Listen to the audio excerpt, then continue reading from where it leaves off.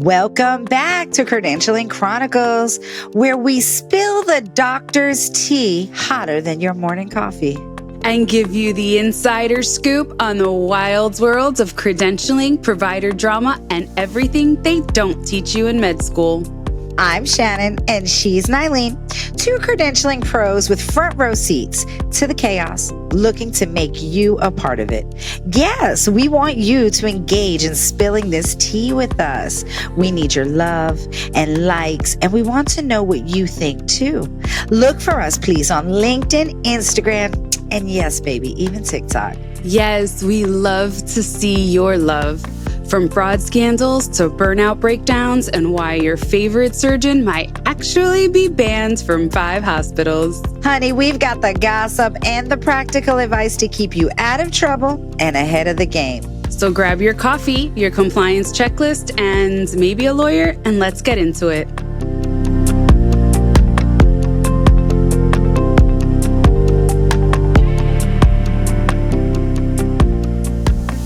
Welcome back to Credentialing Chronicles. Shannon, how are you? So excited getting into episode 4. And what state are we going to today already? The beautiful, great state of Arkansas, baby. Arkansas. You know, it's so funny when you're little, you're like, is it Arkansas? We love you, Arkansas. We're not making fun of you. We're just, getting used to it. Anyway. What are they known for? I don't know. Did you do some research on things to know? What are we talking about? Their state flag or their flower or what? No, well, I had looked up that they said because I love all the natural stuff, and it said they're the natural state. And so it's because their outdoors are stunning. The geographic's beautiful there. The hot springs they have, they have unique diamond mining. So there's supposedly a mining there. If you buy, $35 to get in. And if you walk out with a 10-carat diamond, you get to keep it. What? Okay. Well, we need to make a day trip over there, Shannon. Once I get you moved here to Georgia. And fried pickles come from there. Oh, really? I like fried pickles. Do you like it? You like them? I do. I love pickles, but I don't love the fried ones. But anyway, I just thought that was interesting when I was doing some Arkansas research. I just loved it. But yeah, let's kick it off. We're going to talk about some fraud, force, and a failure of oversight in Arkansas because we're going to spill the tea in Arkansas. So when people think of Arkansas healthcare, they picture I would imagine, at least I thought small hospitals, close-knit communities, and doctors where everybody kind of knows their name. What they don't picture actually though is federal prison sentences, psych units used like cash machines, and a public hospital suing its own employees during a pandemic. Well, I guess today's episode proves that misconduct doesn't need a massive metro or a flashy skyline. Sometimes it just hides in the best place where everyone assumes trust, which is in a beautiful landscape, right?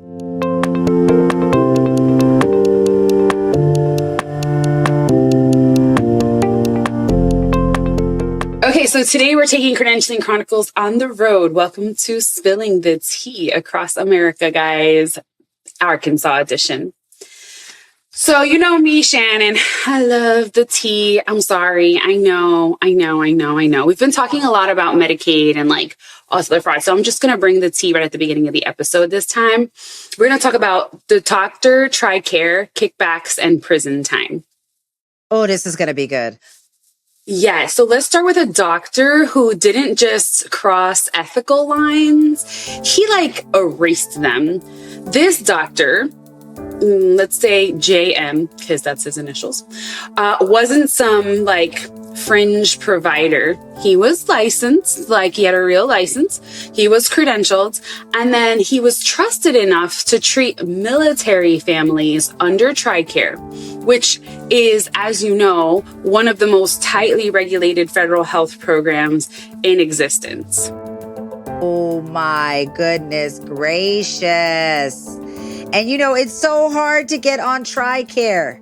It's so hard to get on TRICARE. They have a certification process people, and then you get credentialed, and then you get added to the location. It is just the hardest thing ever, you all. So I guess what's the wildest thing? I don't even know, because how did they scam TRICARE? Well, right. So federal prosecutors proved that this doctor actually led a $12 million kickback and fraud scheme, because he was over here doing what we've exposed at other states. He was ordering medically unnecessary tests in exchange, girl, for bribes and kickbacks. And these weren't borderline cases. These were tests ordered not because the patients needed them, but because someone was paying him to order them. Which means, when you're really looking at it, that this wasn't just fraud, right? It was exploitation of service members, their families, their children. I mean, really the people that need this protective service most, right? Right. And that are actively, in the service or whatever, where you have a limited area or a limited set of doctors that you can go see. And so when the investigators, closed in, the doctor went ahead and didn't cooperate. He, on top of he knew what he was doing was wrong. He went ahead and obstructed the investigation, and he tried to derail federal oversight, and then still expected the system to protect him. So it was kind of saying, oh, I'm a doctor, you gotta just, I don't know, trying to use the title or the fact that Arkansas needed doctors to work with him. And so he was trying to when your teenager kind of tries to go around the circle. I mean, so if we're talking about credentialing failures, right? Who verifies medical necessity trends? Necessity. Who verifies those? That's a different department, I guess. I mean, it would go into that department of TRICARE, right? It would be your prior auth department is the only thing I could think of. Or utilization. One of the biggest things plans talk about is getting utilization. Get your utilization up. We'll give you a higher rate if your utilization is up. And so who is reviewing utilization outliers? Because they place so much on utilization. So who is looking at that? And then really, who ignored the billing patterns that were tied to the referrals?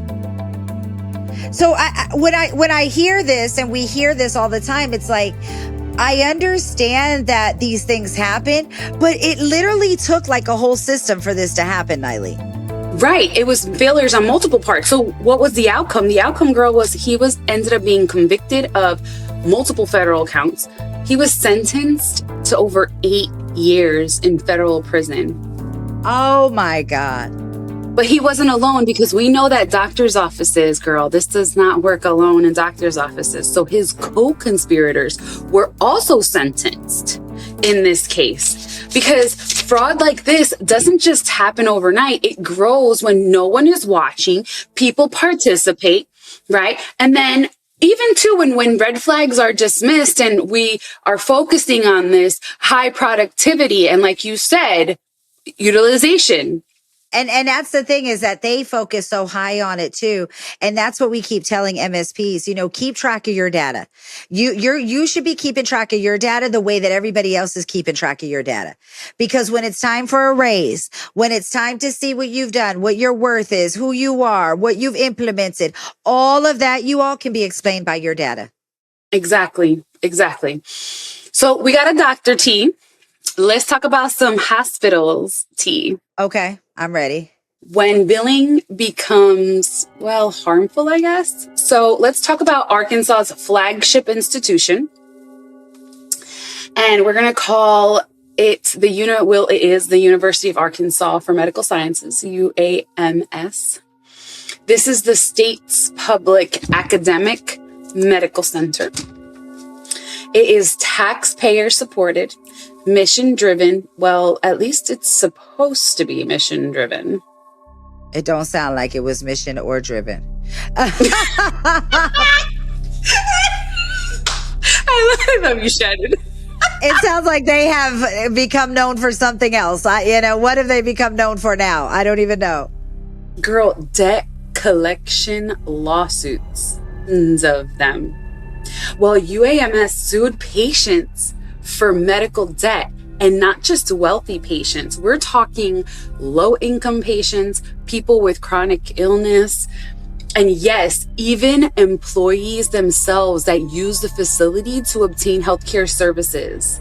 Oh, that's dirty. Some were sued for even relatively small balances, and some even faced wage garnishments, girl, wage garnishments. Other people had bank accounts seized. Oh, they were in it deep. Girl, they have access to everything. So, and with healthcare, when you work in a hospital, what do they tell you? You got to come here for healthcare services. Everything, right? Yeah. A lot of times employees don't have a choice. They have to go to that hospital for healthcare. And girl, they were suing all these people for that. And that is the craziest thing to think about. Like, I work here. I'm coming here. I didn't pay you $25 copay because of whatever situation. And now you're suing me. That's what you like, basically, right? Right. Oh my God. We all know that healthcare workers make top dollar. Of course they do. Of course, we're the best paid in the healthcare industry. Exactly. And I bet it all happened during COVID-19, right? Yep, girl. All of this lawsuits happened after and during the COVID-19 pandemic. Who made that decision, Eileen? Who made that? Who was like, yes, let's sue our patients? Okay, thank you. So anyway, at a time when people were delaying care, losing jobs, trying to survive, like losing loved ones, their public hospital is taking them to court. I just can't even think about it. And then to know that you're supposed to be a hospital that cares about people, that cares about patients and the community, to actually go and do something. I mean, it's systemic. I will say it. I will live and die on that sword. It is systemic. It is compliance. It is not, it's horrible. Yes. And you just said systemic. And that's because this medical facility wasn't alone. Other Arkansas hospitals, including facilities tied to some very, very big names, and other medical centers, paid millions in settlements because they were also committing different kinds of stuff. They were doing illegal physician kickbacks, paying for referrals, and billing for unnecessary procedures. So now what? So because you have to pay illegal stuff, what are you going to then bill the patients for their $25 copay? And sue the patients, and sue your own employees? Like, what? Yeah. And I mean, ultimately, I think that hospitals love to say, it's not, billing isn't credentialing, credentialing isn't contracting, but when we're looking at it like this, an MSP that does privileging really needs to learn, and you really should do a good job at coming and learning different from, facilities about contracting and billing, because the intersections are massive. Remember that tool you have that you made for your presentation that I seen of your beautiful presentation, Eileen, where all of the things intersect of the intersection of the intersectioning of the section? Yes, one cannot be siloed. Each department cannot be siloed without sharing information across another one, because we're all working towards one goal at a facility. And that is, of course, we all want to be profitable, but we don't want to do it at the cost of safe patient care, in a good workplace. And that's who's in the middle of your model graph. Yeah. Patients and employees and your facility as an overall. Because how much of a distrust as an employee to be sued by your own employer? And who's showing up at work the next day when you get that lawsuit? Exactly. Not me. Moving out of Arkansas, I'll tell you that much. Exactly. I'm moving on. So anyway, let's just think about it. Aggressive billing practices absolutely intersect, like what Nyleen's model is. It intersects in medical staff oversight. It leads directly to physician incentives, quality assurance problems, improvements. And the big one, ethical governance. right? Yes, Shannon, you are absolutely right. If your revenue strategy harms patients, your credentialing culture is already compromised. And when we talk about credentialing, like you said, we're talking about both kinds of credentialing, payer enrollment, and your privileging at your facility, the types of doctors that you're employing, like all levels of this word that we use of credentialing. Yes, no, exactly. I mean, it's just, I don't know. I think we should switch topics. Let's talk about the watchdog that looked away. It's a very disturbing story, Nylene. I think you should just let us know what happened. I'm not even excited about hearing this today. Yeah. So we hit a doctor, we hit a hospital. So now we got to do, we're credentialing across the state and we're spilling the tea on all things. So I think now we need to talk a little bit about the medical board. Because we did hit the medical board in the last couple states. But now comes the most disturbing story, because this one involves the people meant to protect patients and the profession. Yeah. Yeah. And it was a psychiatrist. And we talked about mental health. We've been talking about mental health now, right? With a lot of the states. He was powerful. He was connected. And at one point, he was actually the chairman of the medical board. And that is just eyebrow raising, which, it raises the stakes. It raises the risks. I mean, when you hear this situation, it is just knock your socks off. Well, a whistleblower alleges that this doctor was listen to this. He was unlawfully detaining patients, girl, in a behavioral health unit, holding them against their will, not for treatment, but to bill Medicaid at the highest, most expensive level of care. What? Yes, investigators later found something chilling. They found that his billing volume for certain psychiatric codes was so extreme, it actually skewed the averages for the entire Arkansas Medicaid program. Oh, that's big. It wasn't a drop in a bucket. I mean, let that sink in. That's one doctor, one set of claims, distorting a statewide data. I mean, that is huge. Yes. So here's the part that makes credentialing physically tense, right? Before the criminal case. Because remember, we talk about this all the time, 2 separate processes, 2 separate sets of responsibilities. Girl, the medical board, which we tell you patients, we tell you MSPs, say it again and say it again. The Arkansas Medical Board had received multiple patient complaints about this doctor. And those complaints were dismissed, shoved in a pile in somebody's email, who knows? And they kept saying there was no evidence of violation, of a violation. How? I don't get that. How? Exactly. I don't understand. And it was only after the Attorney General investigation went public and the doctor was arrested on felony charges that then the medical board decided to be like, oh, wait, the doctor's getting criminal charges? Oh, I guess we need to wake up.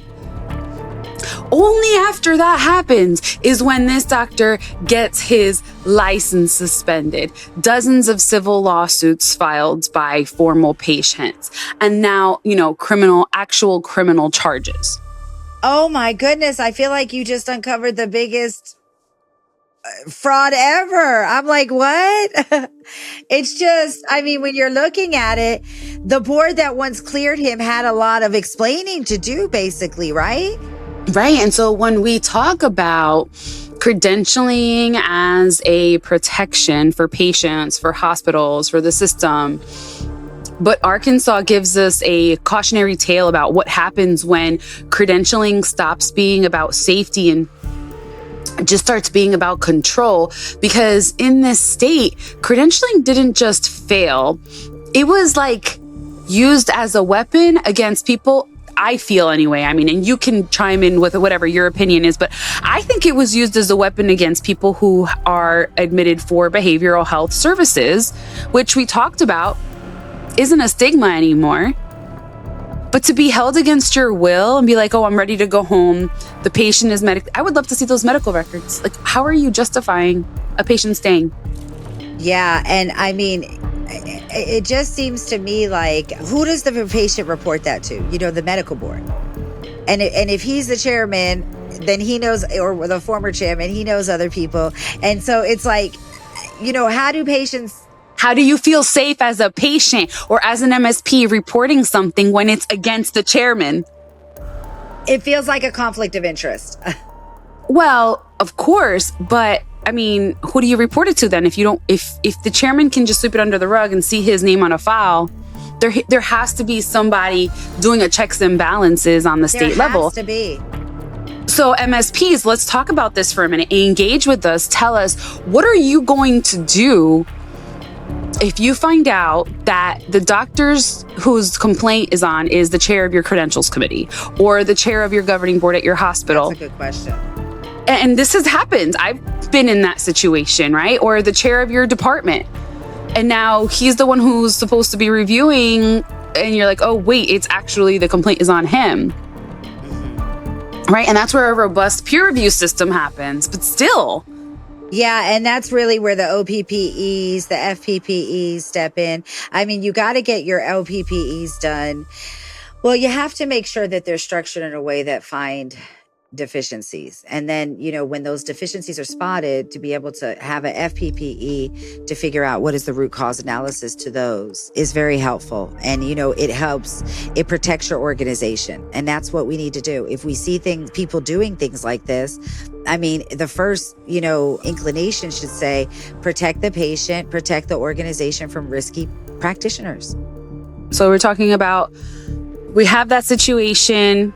Doctors now criminally charged. Let's talk about something that we brought out in one of our earlier episodes last season about economic or weaponized credentialing when a hospital picks size. We have the case that changed Arkansas.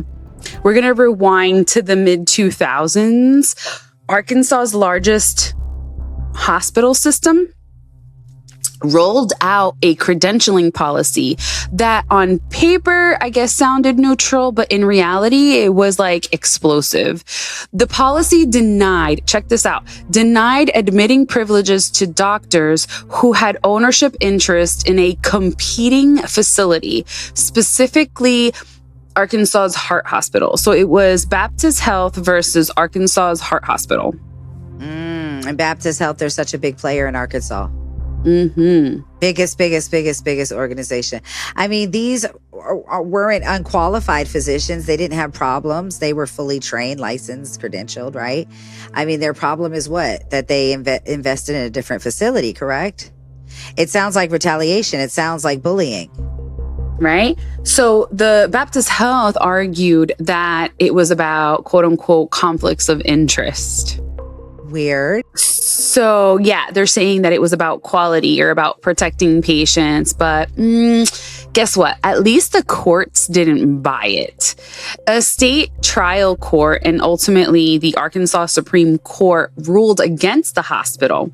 And the finding was that it wasn't about care. It was about suppressing competition and taking over the market. So the policy amounted to a tortious interference with physician-patient relationships, because the issue is a patient has the right to choose services and go to whatever facility either takes their insurance, can accommodate their care, or is available for them to be seen, or where their ambulance takes them. I mean, honestly, some patients don't have that. And I should have the right to see my doctor and my doctor to have privileges at both facilities. Right? As a patient, I have that right. The insurance goes to both facilities, so why wouldn't the patient be able to? They would never step to an insurance company and say that to an insurance company. Of course not. Of course not. But it's the people, the doctors, the patients, that always get this short-eyed, of the stick. And so let's talk about, MSPs, right? Medical staff professionals. What is that in translation for MSPs, right? Credentialing cannot be used to decide who doctors are allowed to compete with. We can't use our medical staff as a soccer team. Correct.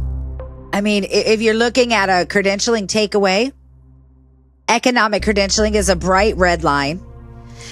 People do it all the time. You have to be aware of it. If credentialing criteria seem financially motivated, designed to punish competition, or even untethered from quality and safety, then you need to throw up red flags. Absolutely. I mean, you're no longer doing credentialing. You're doing market control. And courts, detectives, investigations, FBI, I mean, they're starting to get hip to that game. And I'm so glad that, I'm not glad that it got to that level, but I'm glad because I think that it brought to light a form of bullying and a form of monopolizing a system that's supposed to be made available for patients to seek care. Like, we're supposed to be helping people. Like, by hurting doctors, you're not helping people. You know what I mean? Yeah, no, exactly. And I mean, when you're looking at it, it's just a mess. I mean, it's just a mess. I feel like around 2025, 2015 news outlets were calling the Arkansas Medicaid system just a verification mess. They were saying like providers couldn't get enrolled, applications sat in limbo. And I mean, if you don't bill, you don't get paid, and it's like, there's already so many messes out there. Why do we need to now make other messes, right? Exactly. Well, you brought that up. So actually, Arkansas did try something a little innovative. So they tried what's called a centralized credentialing. So Arkansas also tried the state created the nation's first actual centralized credentials verification service.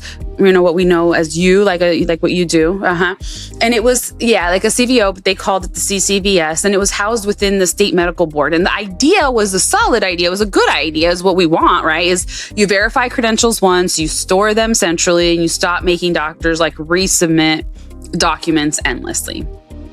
And I mean, I'll let you know, like, CVOs are just the way to go. And I'm not going to, I'm tooting my own horn here, but, AQC is built on concierge, is built on solving problems that our clients have.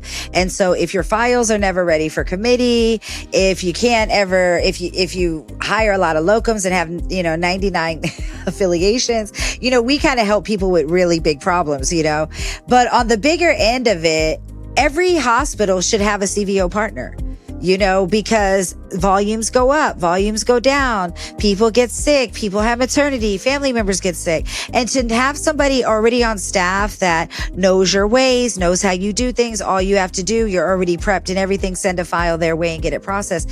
I mean, that's what I always tell our clients, that are on the fence. You don't have to give us your work. It's just, we're there if you need help, Yeah. And so the idea was great, to have a centralized area. But here's where things kind of like unraveled. See, Arkansas law mandated that physicians and healthcare organizations use this service. So yes, you're right. They should all have it, but implementation was tied to the service receiving certification from NCQA. So they had to become accredited. So Shannon, can you talk a little bit about what it takes to become NCQA accredited? You as an accredited CVO, like, what does it take for a CVO to become accredited? Is it expensive? How long does it take? I'll tell you this, back in the day, it was a lot easier. Back in the day, it was cheaper, easier, and everything. Now, honey, they done changed everything up. The biggest thing right now that is just a really, really, really thing that makes you look at yourself in the mirror is everything has to have a safety goal, a goal. Are you meeting the goal? Are you not meeting the goal? What are you doing if you're not meeting the goal? And you got to have 5 goals, and the goals have to be updated yearly. And so it's just really based upon, are you checking your staff all the time? And even my staff, I'm having to check them, go through everything. And they say, dang, we ain't never checked like that. I said, we ain't never had to be measured like this before, and that's the thing, is that it is a quality standard measurement. So what happens is when you're trying to do that for an entire state versus maybe a smaller organization, right, that you can control, or you have a staff that you can control or have appropriate layers. When you have an entire state that's obviously federally, or not federally, but state funded or whatever, that dependency can then create bottlenecks. Instead of streamlining onboarding, this CCVS became just a whole nother layer And they were delaying verifications. There was confused timelines because I'm sure the hospitals or the payers or whomever wasn't aligning to their verification dates, right? I mean, not their reappointment dates. So what happens is, or recredentialing dates, sorry, let me use the right terminology. So the reappointment dates weren't measuring with the recredentialing dates. So I'm sure that created a whole nother bottleneck of stuff. So what ended up happening were providers were stuck waiting, not being able to bill. And then, so what happens when credentialing stalls, Shannon?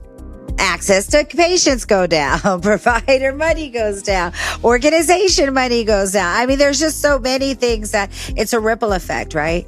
And where do we start all the things that happen?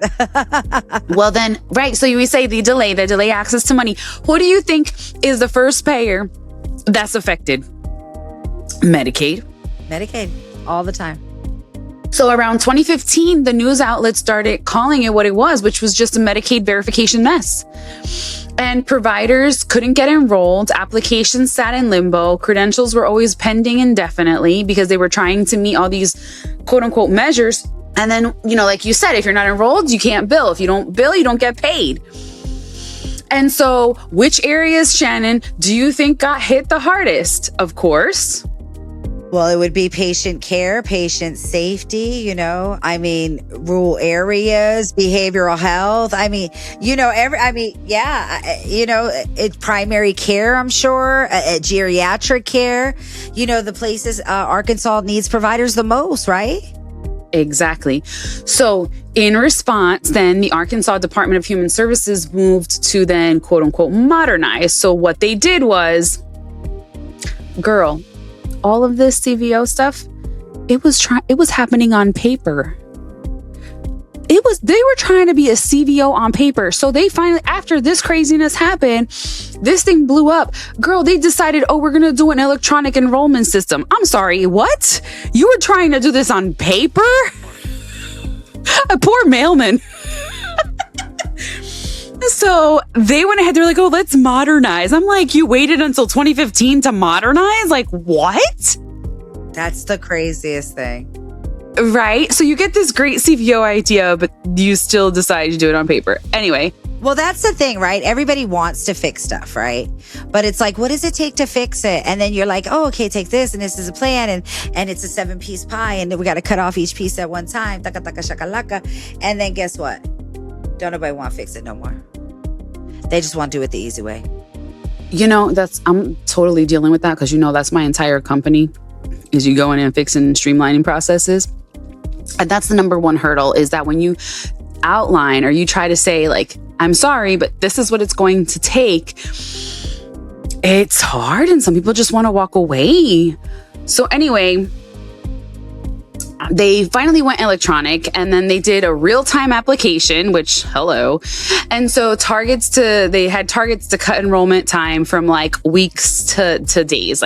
So progress has been made, but unfortunately the scars of those delays are still part of the state's provider experience. So if you moved to Arkansas or you became a physician, during the 2000s, until recently, you experienced that heartache and that pain. Yeah. And when you're thinking about it, it's just like Arkansas shows us two sides, right, of the same exact coin. On one side, there's private systems misusing credentialing for economic warfare, pretty much, right? And then on the literal other side, the state systems are struggling with administrative execution, and it's like both of them harm the patients, both of them harm the providers, both of them harm the facilities. And at the end of the day, both of them erode the trust in credentialing.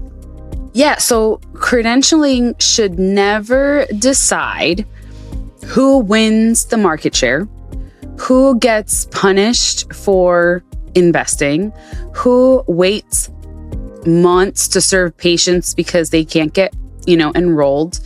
Its job is simple and really sacred, is verify your competency, okay? Protect your patients and stay neutral. We are allowing physicians to see patients at our facility based on their competency and their quality, safety, patient care. 100%. And, really when we're looking at, the MSP, the governing bodies, what can they do? I mean, really look at this case. This case screams literal conflict of interest, right? It's inadequate. It's for, complaint reviews. That's a huge part of NCQA, failure to protect vulnerable patients. Abuse of power. The list just goes on and on, right?